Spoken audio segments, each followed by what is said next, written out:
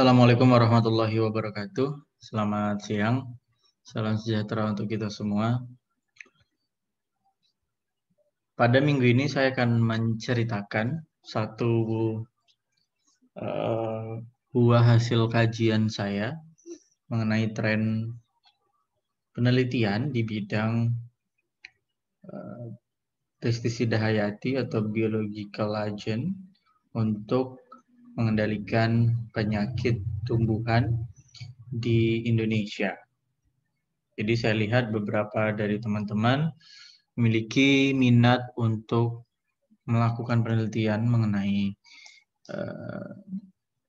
biological agents, dan ini semoga bisa memberikan gambaran sampai saat ini tren dari penelitian, dari pengembangan APH di Indonesia untuk mengendalikan penyakit itu seperti apa. Ya, harapannya teman-teman nanti punya gambaran mau penelitian seperti apa setelah mengetahui di mana sih posisi kita, apa sih yang menjadi tantangan, apa yang menjadi peluang-peluang kita untuk kita kembangkan di Indonesia, gitu ya. Kajian ini saya lakukan di tahun 2016 hingga 2020. Saya belum update untuk 2021 karena masih terlalu awal, belum banyak penelitian baru beberapa. Jadi saya mencoba untuk melihat tren ini berdasarkan penelitian-penelitian yang sudah dipublikasi sejak 2016 hingga 2020. Ya, semoga bisa menginspirasi teman-teman. Jadi pengelolaan penyakit dengan biological control itu artinya adalah kita melibatkan mikroorganisme ya, yang memiliki sifat antagonistik terhadap patogen. Jadi dalam hal ini bahan aktif yang bekerja, yang kita manfaatkan, yang kita gunakan, yang kita kembangkan adalah makhluk hidup, ya, adalah makhluk hidup dengan semua karakter, kelebihan, kelemahan yang dimilikinya. Ya, ini adalah makhluk hidup, adalah mikroorganisme.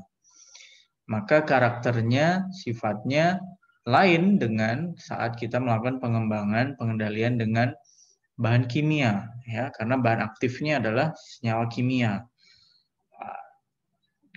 Kalau kita menggunakan agen hayati yang bahan aktifnya adalah makhluk hidup, maka pestisida hayati kita ini memiliki sensitivitas terhadap lingkungan yang luar biasa tinggi, ya, mudah menjadi rusak, mudah berubah akibat lingkungan dan punya kesesuaian dengan lingkungan-lingkungan yang spesifik, ya, sesuai hidup di lingkungan seperti ini, ketika diaplikasi di lingkungan berbeda ternyata punya efikasi yang berbeda lagi, gitu, berubah-berubah karena pestisida yang kita gunakan adalah pestisida dengan bahan aktif berupa makhluk hidup, ya. Nah, sebagian besar petani itu sudah akrab dengan biological control atau agen pengendali hayati atau APH itu, ya. Dan menurut sebuah penelitian memiliki kepuasan di atas 71%.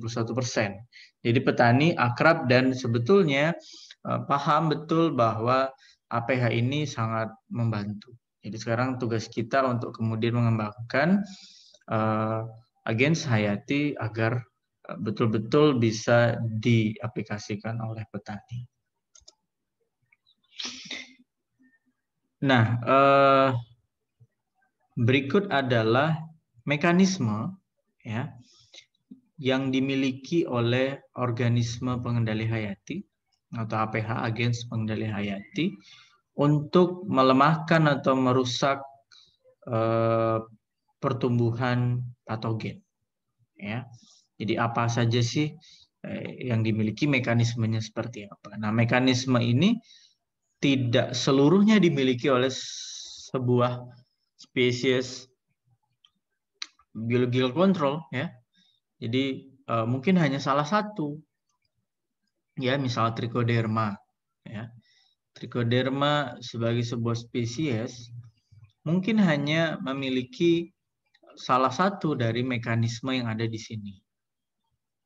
Dan bahkan Trichoderma yang lain, ya isolat yang berbeda, ini sama-sama Trichoderma, ternyata punya mekanisme yang berbeda lagi. Gitu. Jadi bahkan untuk satu Trichoderma, satu isolat dengan isolat lainnya akan punya mekanismenya yang berbeda-beda. Gitu ya. Apalagi beda spesies APH akan punya mekanisme yang berbeda pula. Nah, mekanismenya itu apa saja? Yang pertama, APH sebagai parasit. Jadi secara langsung menyebabkan menjadi parasit atau pengganggu bagi patogen. Yang nomor 2 adalah mekanisme antibiotik. Jadi APH itu menghasilkan senyawa yang bersifat racun bagi patogen. Ya.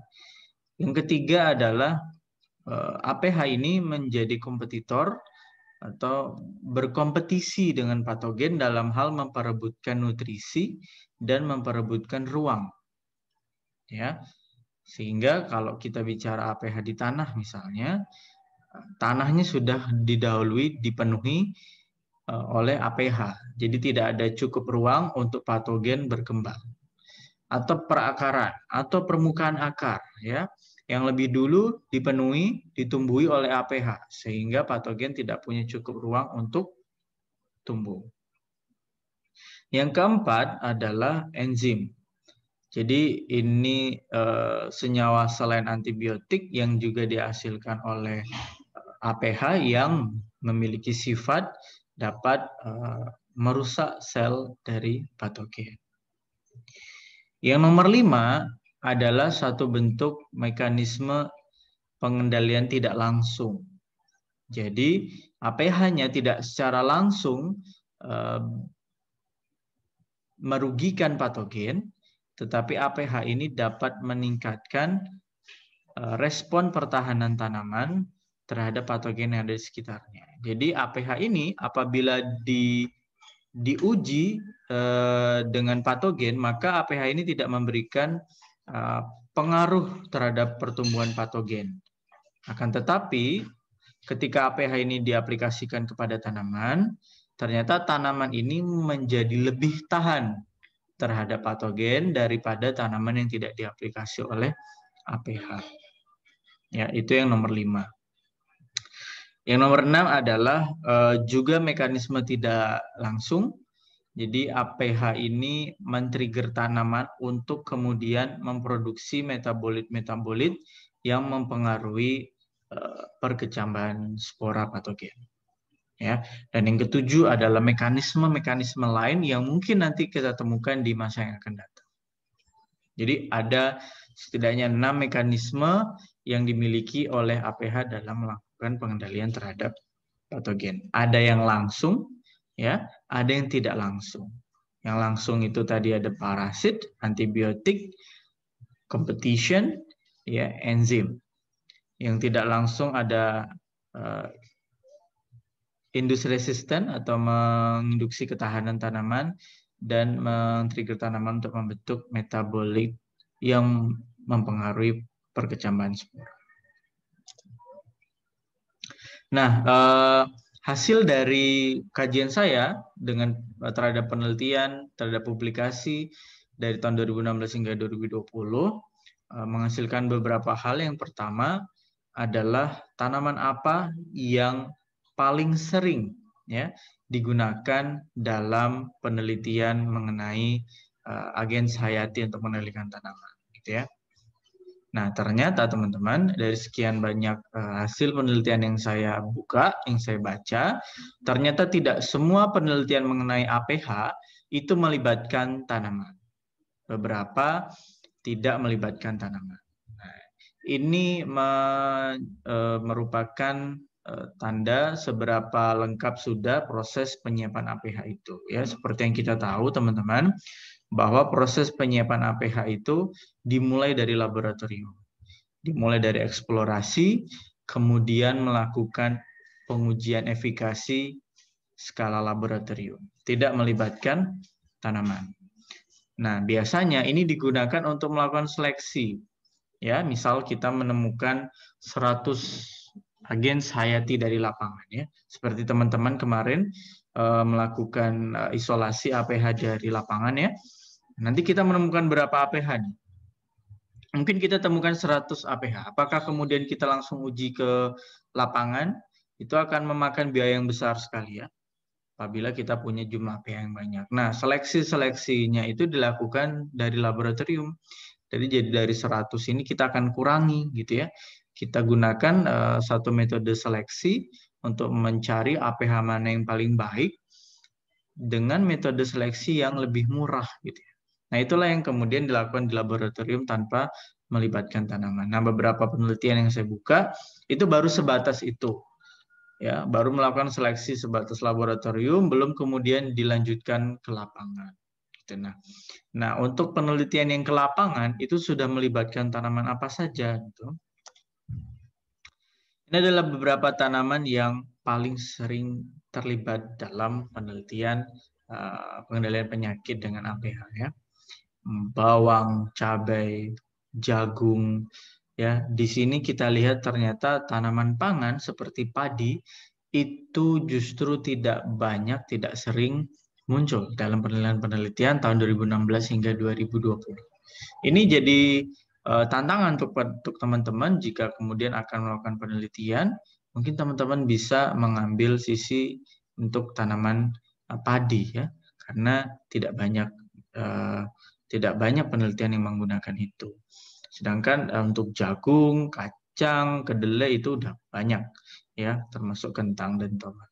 Jadi teman-teman bisa ambil ke arah tanaman padi misal atau sorghum sebagai bagian dari tanaman pangan atau tanaman-tanaman pangan lokal ya, umbi-umbian seperti ketela, ubi dan sebagainya. Itu juga jadi potensi untuk teman-teman gunakan dalam kajian ke depan.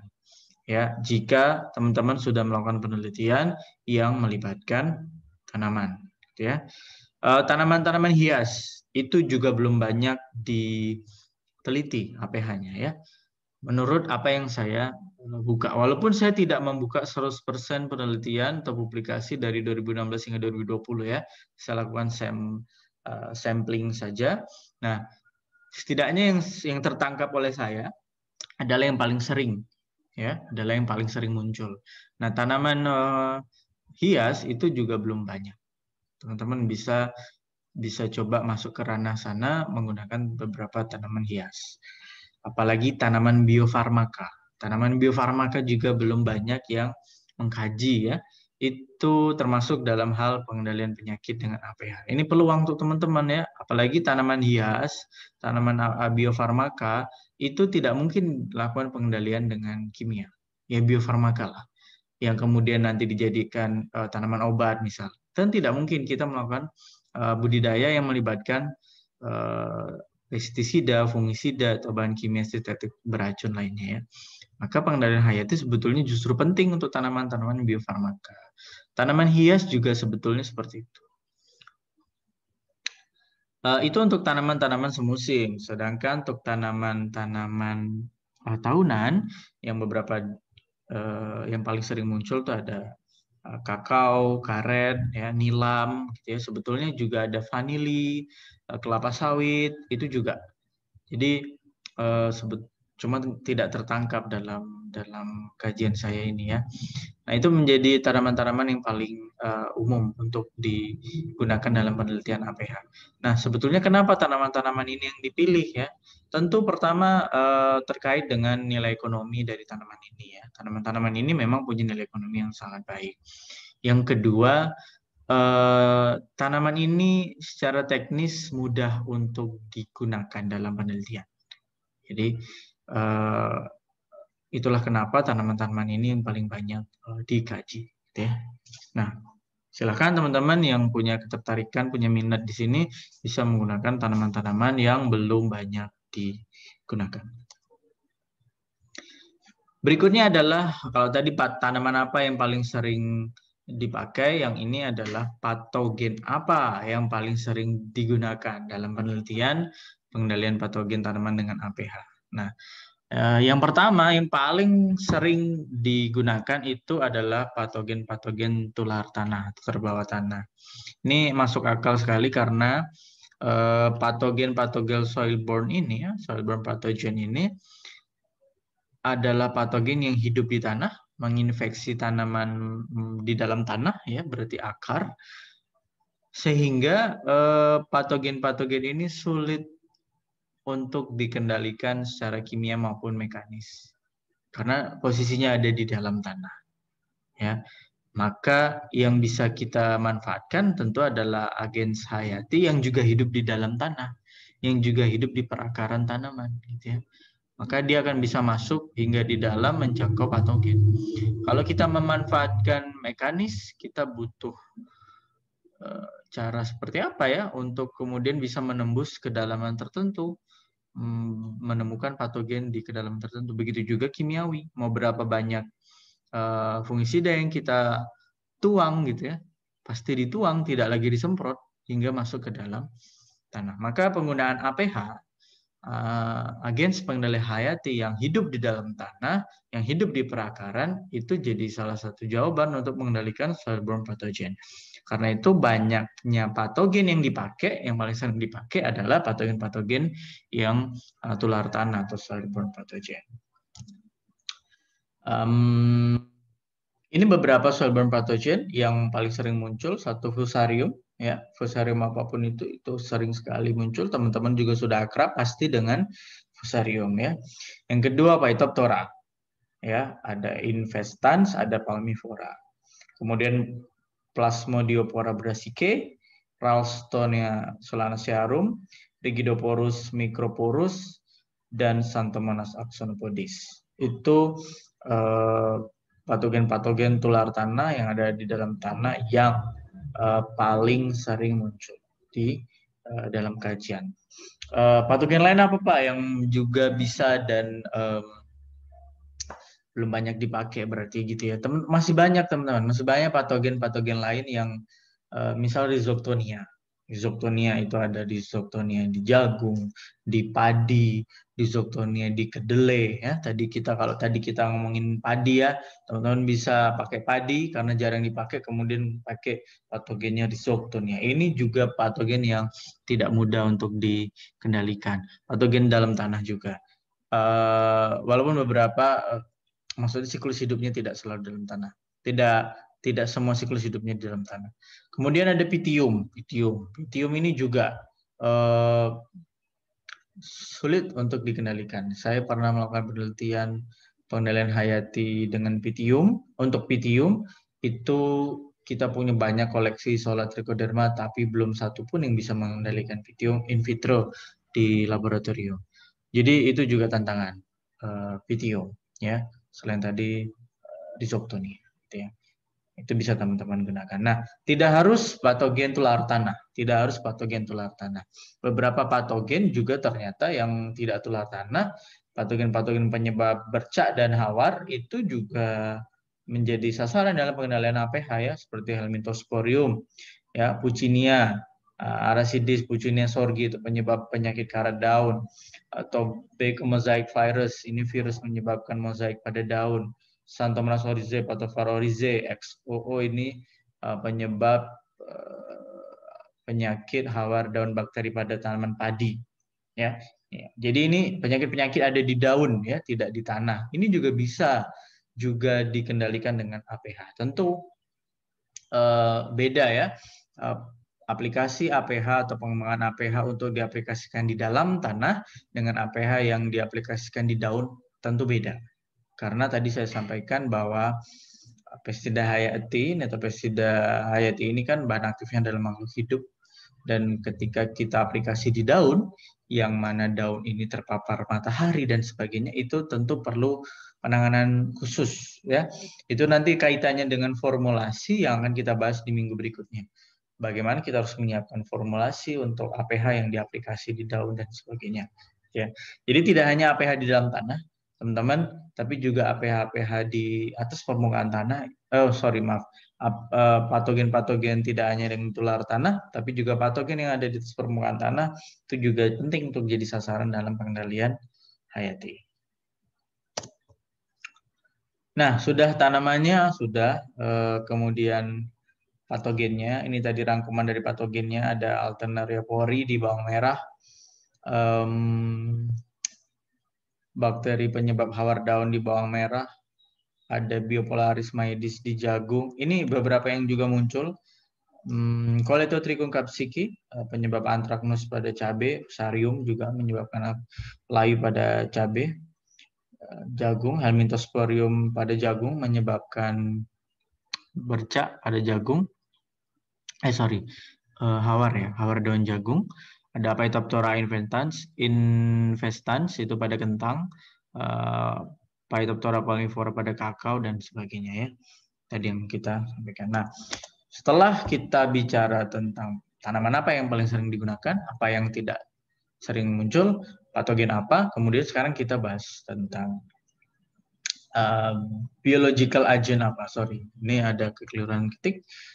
Agens hayati apa kemudian yang paling sering muncul di tahun 16 hingga 2020? Beberapa pasti teman-teman sudah dengar. Beberapa pasti teman-teman juga sudah tidak asing ya. Apalagi untuk teman-teman yang sudah magang di beberapa lembaga penelitian seperti di Laboratorium Hayati di Pakem atau LPHPT atau laboratorium lainnya. Kurang lebih ya, agens hayati yang dikembangkan ya inilah gitu ya. Ini adalah hasil studi literatur saya dari publikasi penelitian mengenai agens pengendali hayati di tahun 2016 hingga 2020 ya di Indonesia. Jadi penelitian yang dilakukan di Indonesia. Yang pertama Bacillus. Ya, Bacillus subtilis itu yang paling sering muncul untuk mengendalikan patogen-patogen seperti Fusarium, Phytophthora juga, Ralstonia, Bipolaris, Rhizoctonia. Ini di sini mulai muncul Rhizoctonia solani dikendalikan dengan Bacillus subtilis ya. Jadi ini teman-teman juga bisa kembangkan. Salah satunya adalah Bacillus. Selain Bacillus, juga bakteri itu adalah Pseudomonas fluorescens. Itu untuk mengendalikan Ralstonia, Plasmodiopora brassicae, Helminthosporium tursicum, Puccinia sorgi dan TMV atau tobacco mosaic virus ternyata bisa juga dikendalikan dengan Pseudomonas. Berikutnya ada Trichoderma. Ini yang sudah familiar dengan kita ya, ada Asperellum, ada Harzianum,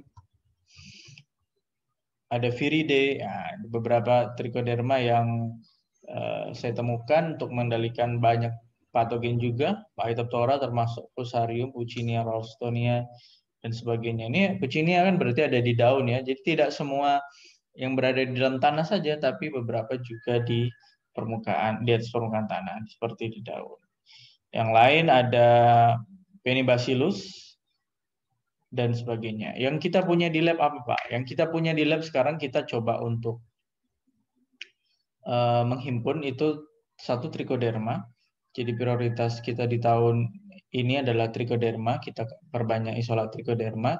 Walaupun begitu kita juga punya beberapa seperti Bacillus dan Penibacillus, maksud saya Penibacillus kita ada Pseudomonas kita juga punya di laboratorium. Untuk hama kita punya koleksi Metarhizium dan juga Beveria.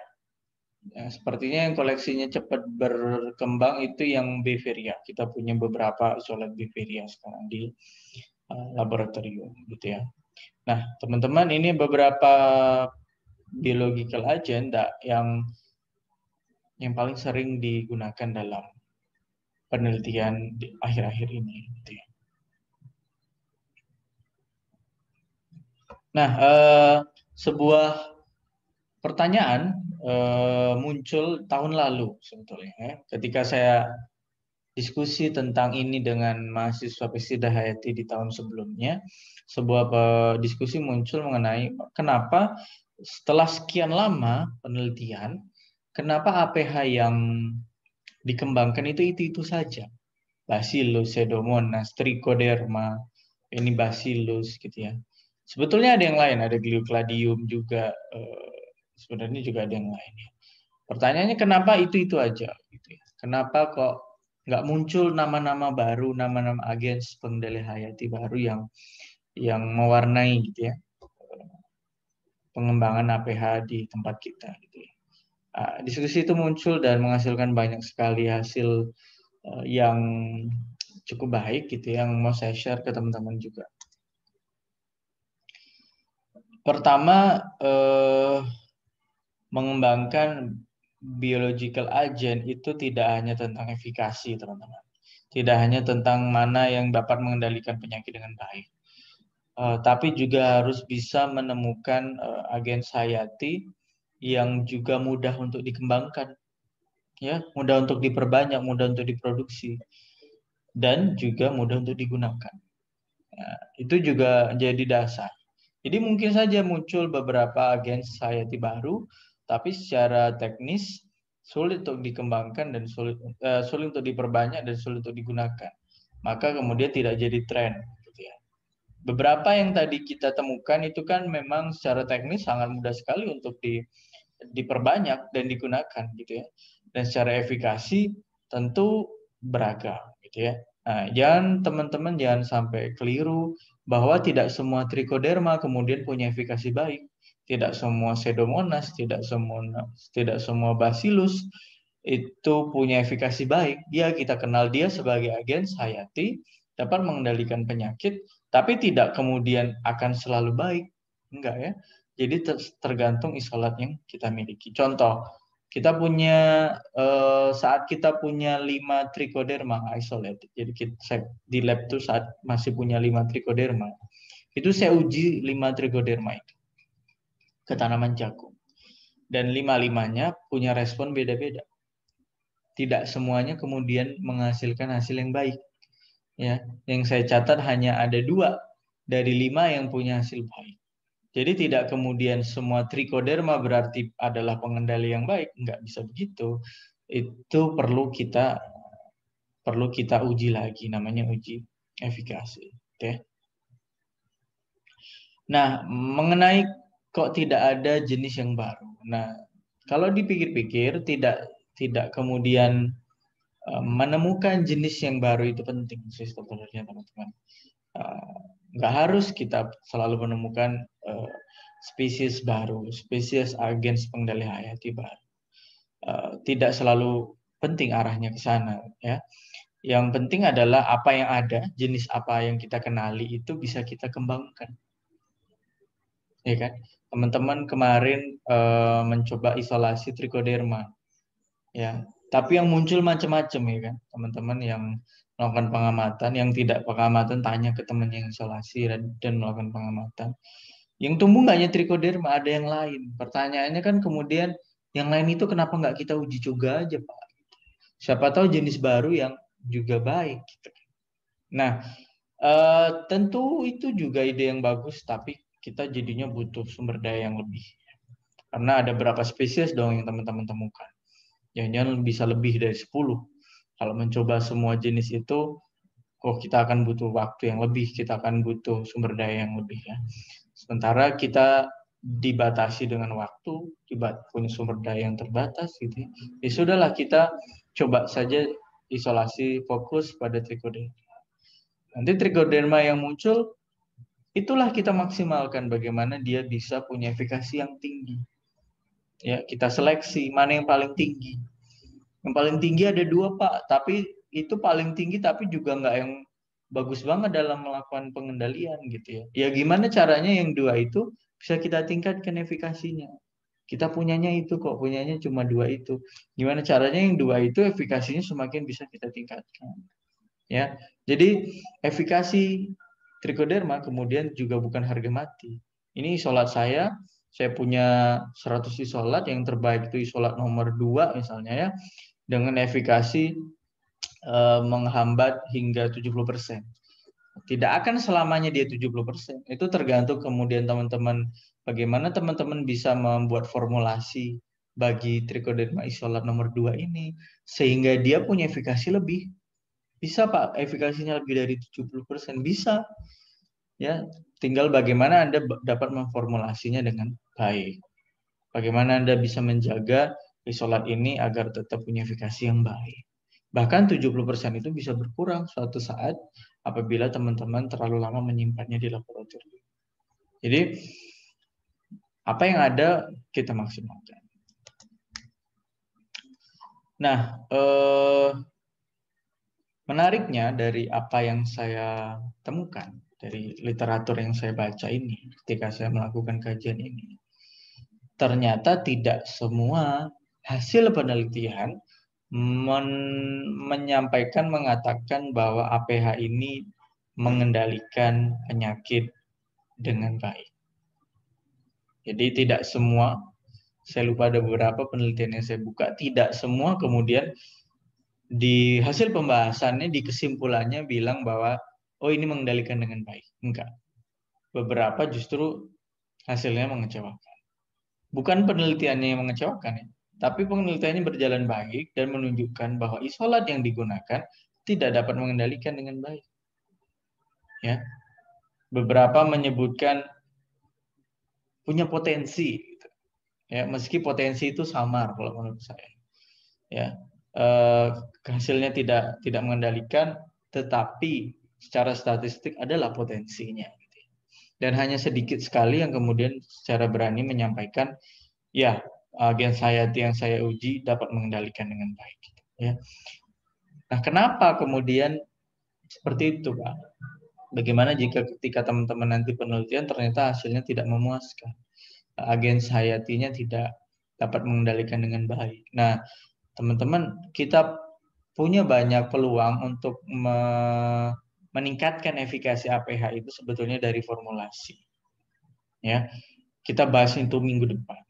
Jadi kalau teman-teman ingin betul-betul ingin ya menemukan isolat APH yang punya efikasi tinggi, maka isolat itu harus teman-teman develop dalam sebuah formulasi yang juga baik, gitu ya. Maka kajian-kajian formulasi sedang banyak nih. Teman-teman angkatan 2017 sedang banyak mengkaji tentang formulasi. Ya nggak banyak lah, beberapa melakukan kajian-kajian tentang efikasi. Tentang formulasi. Gunanya apa? Untuk meningkatkan efikasi itu tadi. Nah, kalau ada APH yang kemudian efikasinya rendah, mungkin sebetulnya masih punya kesempatan asal APH itu diperbanyak dalam formulasi yang berbeda, dalam formulasi yang lebih baik. Silakan teman-teman yang tertarik di penelitian ini mulai melakukan literatur review, formulasi seperti apa sih yang sejauh ini yang disebut orang-orang paling baik untuk agen Hayati yang teman-teman akan teliti. Apakah yang padat, apakah yang cair, gitu kan? Apakah yang tepung, apakah yang diperbanyak dalam beras atau jagung, gitu ya.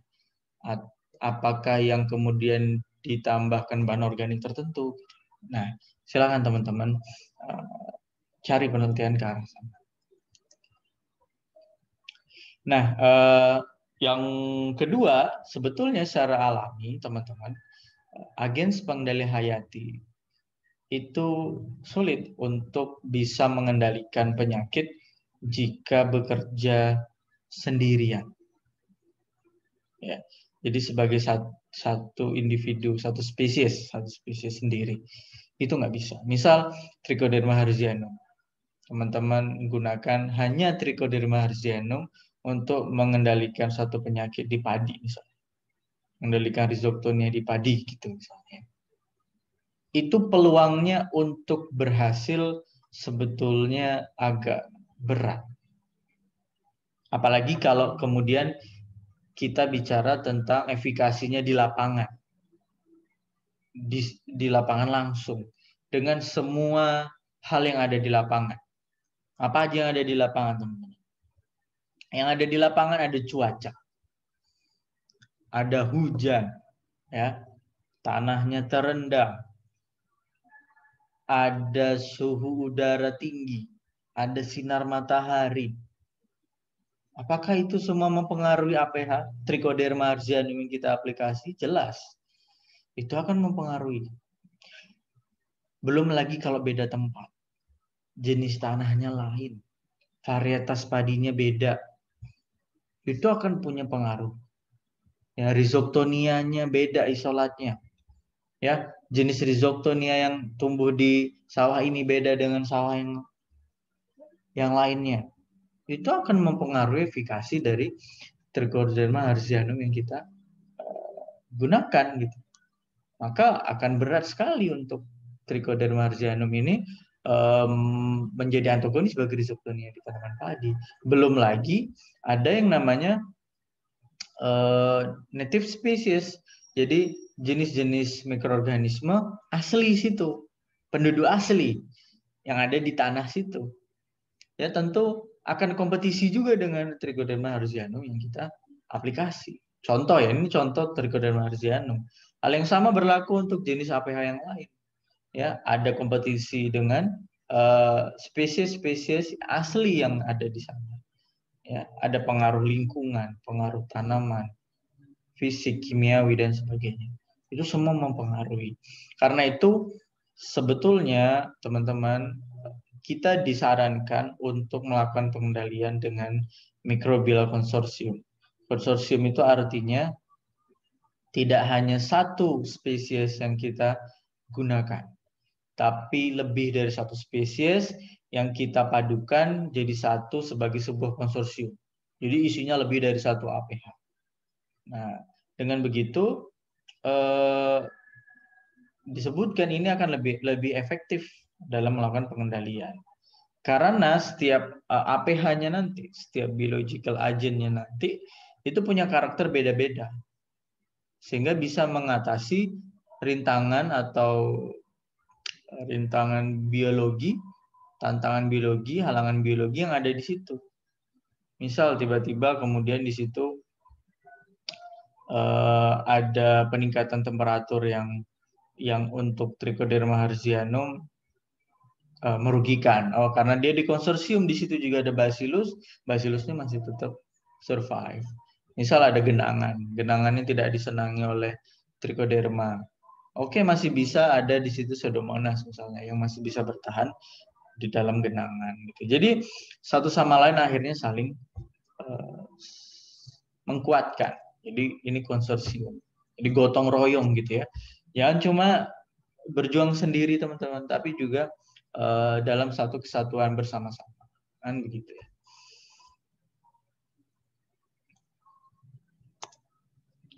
Yang terakhir yang kemudian juga menurut saya pribadi itu punya andil dalam mengapa ada APH yang tidak bisa mengendalikan di lapangan, itu adalah proses seleksinya.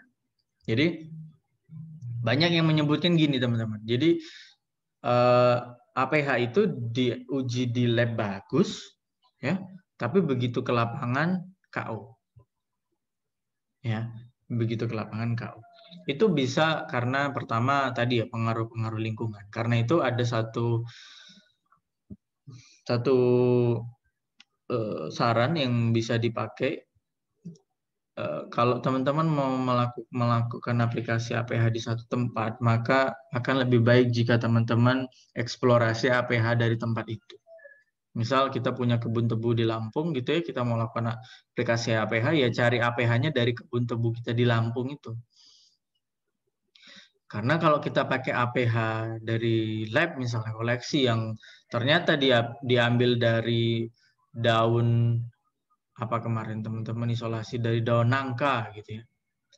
Maka APH itu mungkin adalah APH-APH yang biasa hidup di sekitar nangka, biasa berasosiasinya dengan pohon nangka di cuaca Jogja.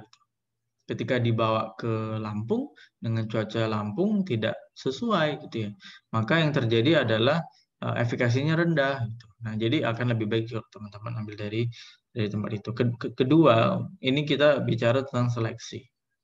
Jadi kita melakukan proses seleksi. Besok sebetulnya teman-teman juga akan melakukan hal serupa. Jadi APH yang sudah teman-teman eksplorasi, sudah teman-teman isolasi, teman-teman punya beberapa koleksi, kemudian teman-teman melakukan seleksi.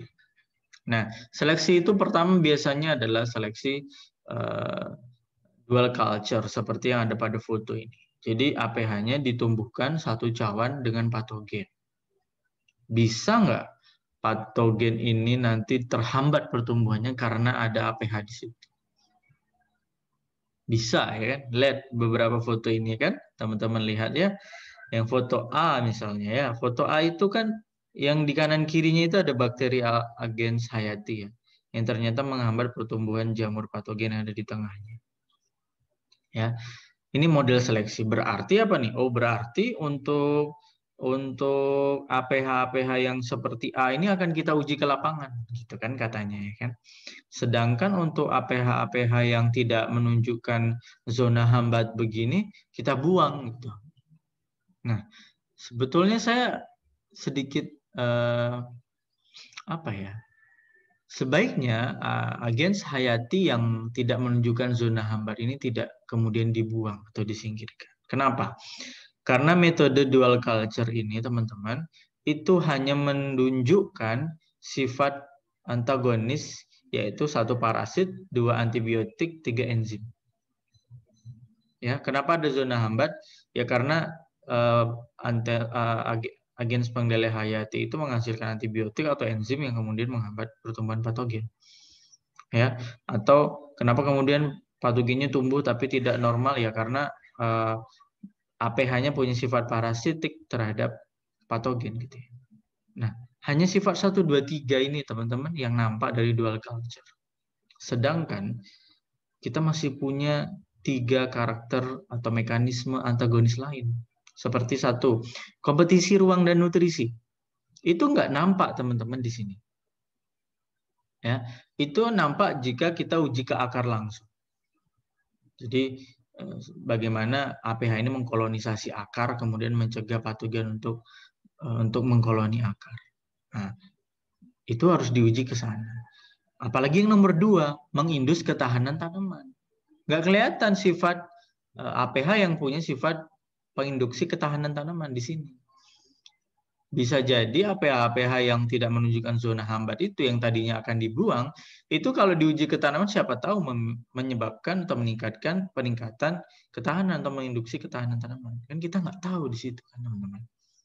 Ya. Jadi tidak kemudian, ya inilah yang sayang rasanya kalau kemudian APH-APH yang tidak punya zona hambat ini kemudian disingkirkan. Kita uji lah. Kita uji ke tanaman lah. Apakah kemudian bisa memicu ketahanan tanaman terhadap patogen. Nah, gitu loh.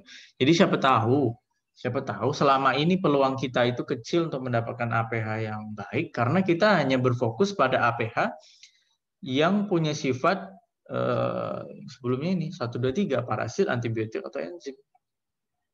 Ya, benarnya kita punya peluang juga untuk cari APH yang punya sifat-sifat penginduksi ketahanan, punya sifat kompetisi ruang. Kenapa tidak kita lakukan seleksi juga di bagian ini, sehingga meningkatkan peluang kita untuk menemukan APH-APH yang baik dengan mekanisme yang seperti ini. Jadi teman-teman besok kalau kemudian penelitian, jangan kemudian kita tidak harus selalu melakukan seleksi APH itu di lab itu dengan dual culture kemudian selesai gitu, enggak. APH-APH lain itu tetap punya peluang untuk kita coba uji ke tanaman langsung untuk melihat potensinya sebagai penginduksi ketahanan tanaman. Gitu kan? Nah, jadi semoga bisa memberikan pemikiran-pemikiran baru pada teman-teman mengenai bagaimana cara kita melakukan seleksi atau mengembangkan agens pengendali hayati. Nah, ini beberapa bacaan yang saya baca untuk merangkum semua yang saya sampaikan hari ini.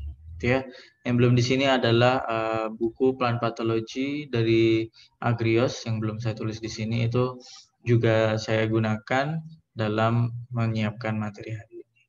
Nah, sekian materi hari ini saya akhiri.